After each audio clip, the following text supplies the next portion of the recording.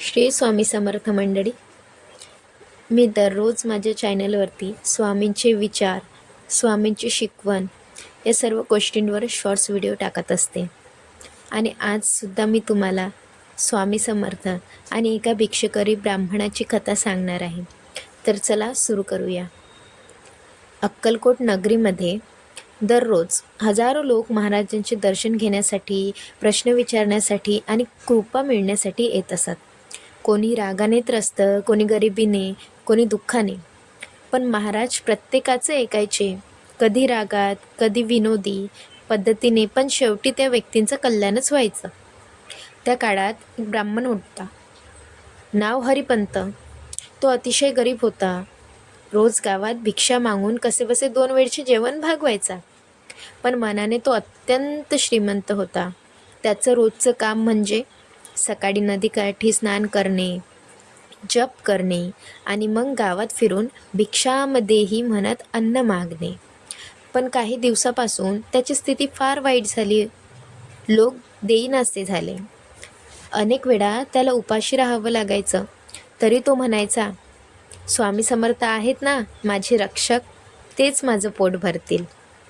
एक दिवस तो असाच भुकेला अक्कलकोटच्या दिशेने निघाला. वाटेत त्याला स्वामी आश्रम दिसला. तो तिथे गेला. स्वामी महाराज नेहमीप्रमाणे वटवृक्षाखाली बसले होते. त्यांच्या भोवती भक्तगण बसलेले. कोणी नारळ आणलेला, कोणी फुलं, कोणी प्रश्न विचारत होता. हरिपंत नम्रपणे पुढे गेले आणि म्हणाले, स्वामी, मी 3 दिवसापासून उपाशी आहे. भिक्षा बिडत नाही, काहीतरी द्या करा. स्वामी महाराज डोळे मिटून बसले. थोडा वेळ शांत राहिले. मग अचानक म्हणाले, अरे भुकेलास का? मग तू मागतोस लोकांकडून, तू थेट माझ्याकडे का नाही आलास? हरिपंत थरथरट म्हणाला, स्वामी, मी आपल्यालाच आला आहे आता. स्वामी म्हणाले, ठीक आहे, तुला आज माझ्या हाती दिलेलं अन्न मिळेल. जा, या गावात रामचंद्र देशमुख नावाचा एक मनुष्य राहतो. त्याच्या घरासमोर जाऊन स्वामी समर्थांनी पाठवलं असं सांग, तुला भिक्षा मिळेल. हरिपंत तिथून निघाला. देशमुखांच्या घरी गेला. दार ठोठावलं. एक वृद्ध बाहेर आली. ती म्हणाली, काय पाहिजे बाळा? हरिपंत म्हणाला, स्वामी समर्थांनी पाठवलेलं आहे. वृद्धा क्षणभर काही बोलली नाही. मग तिच्या डोळ्यात पाणी आलं. ती आत गेली आणि गरम गरम भाकरी, भाजी, दुधाचा कटोरा घेऊन आली. ती म्हणाली, आज सकाळी स्वप्नात स्वामी समर्थ आले आणि म्हणाले, दुपारी एक ब्राह्मण येईल, त्याला प्रेमाने जेवायला दे. आता तू आलास. हरिपंत थक्क झाला. त्याने डोळे मिटून स्वामी समर्थांना नमस्कार केला. त्या दिवशी त्याने तृप्त होऊन अन्न ग्रहण केले.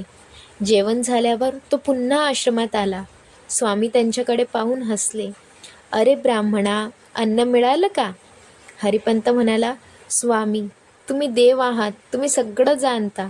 माझं पोट भरलं, पण आता माझं मनही भरलं आहे.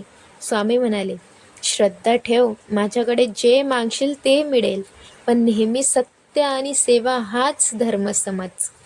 त्या दिवसानंतर हरिपंतने कधीही भिक्षेसाठी त्रास भोगला नाही. त्याच्या घरात नेहमी अन्नधान्य राहू लागलं.